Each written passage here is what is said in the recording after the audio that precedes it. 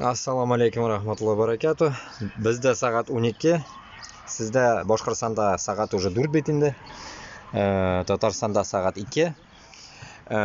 Голосуем против Путина, голосуем против всего вот этого. Короче, голосуем против всех этих шайтанов.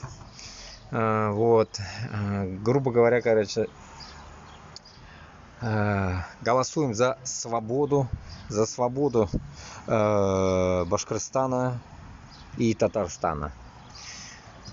Аллаға тапшырдық. Біз будем бороться, күрәшәбез, шығабыз, барыбер қашан болса да біз бұл ұрыстардан құтылырға тиешбіз, өзімізді дәулетні құрырға тиешбіз, өзімізді свободаны